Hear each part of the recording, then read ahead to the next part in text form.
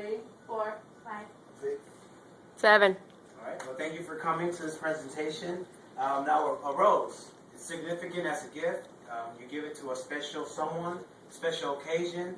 Normally, what we have to do is go buy roses at your local grocery store or pick them from your flower garden. However, with this demonstration, what we're going to do is do an origami rose. Simple rose, just like so.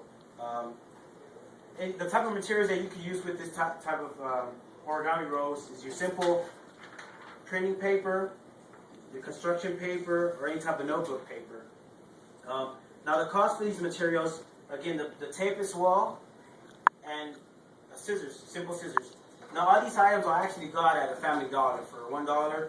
All this material cost me less than $3, which is way cheaper than buying a whole set of a dozen roses at a flower shop for about $25. So the simple instructions how we're going to begin here is we're going to take a single printing paper here from the top right flap. We're going to go ahead and fold it down like so. So that way you can reach the left edge of the left side paper like that, leaving a small flap at the bottom and a triangle shape. Now with this flap, it's important because that's where we're going to use the stem of the rose. So we're going to go ahead and cut that. A lot of people like to use the scissors in this point, cutting it off. Now I'm going to show you the other method where it's going to be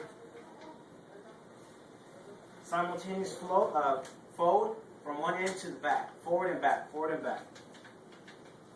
Now some people do this multiple times to weaken the crease. However, my method that I like to use because it works quick is the moisture, licking that part off, you know. And with one simple pull, it tears easily. So we'll go ahead and leave this on the side, and we're going to have a fold right down the middle. So with this fold, with the two flaps on the edges where the crease is at, we're going to go ahead and fold it and join it together. So that way when we fold each side, we're going to have two creases down the middle. So when you flip it upside down, it's going to be like a little teepee. Now using your middle, index, and thumb fingers, you're going to go ahead and press with your index fingers, your middle fingers, and your thumb on the outer flaps and squeeze it in. Make sure when you face it down, you go ahead and squeeze the edges so you can have a long triangle like this. Now in this part, we're going to go ahead and grab each end of the flap and fold it upwards towards the top of the triangle.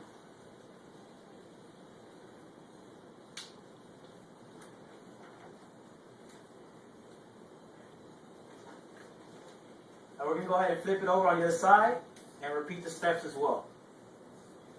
So your ending product should be a cube down the middle with the inside folds. So you can see the cube.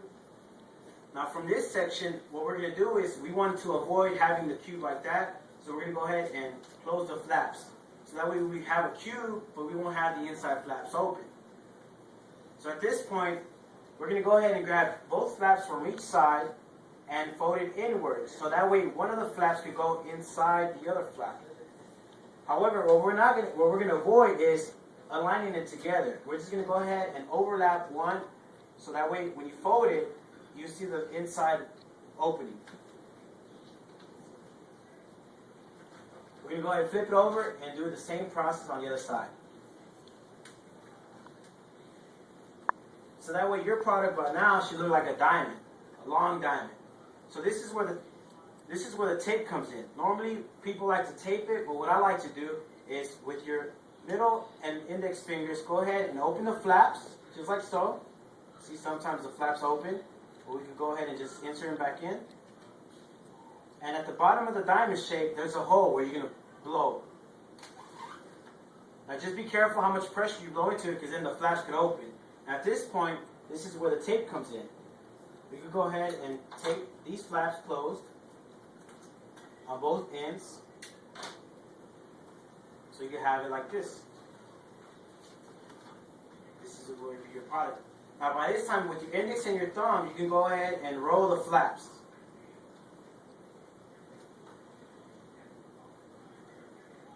You'll roll them downward towards the base of the rose, and you'll have your final product on the rose. Now with that piece of paper that we had, the flap that we tore off, we'll just go ahead and fold it long ways, fold it, fold it some more, and continue folding until you'll have a long stem-like paper. Now at this point, you could go ahead and twist the end, seeing that the bottom of the base of the rose is kind of hard to stick in, so you could go ahead and fold it a little bit more on the tip, and insert it like so, and you'll have your final product as a rose. And that's how you make an origami rose.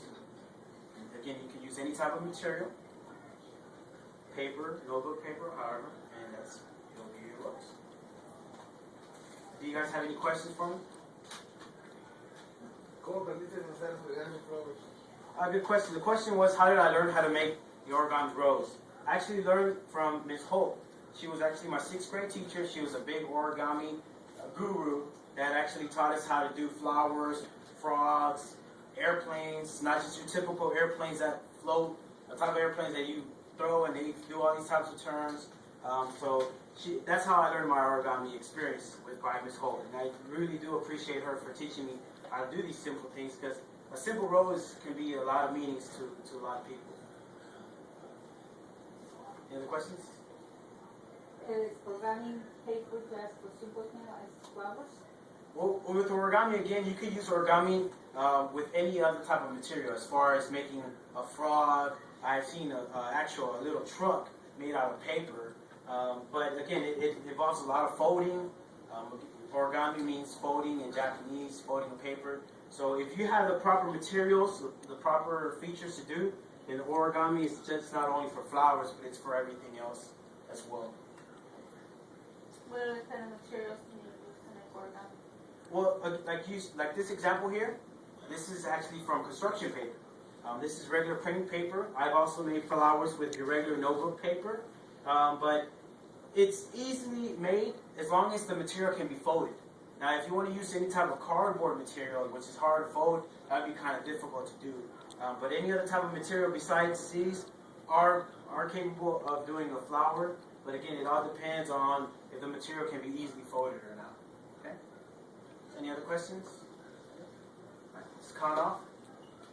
1, 2, 3, 4, 5, 7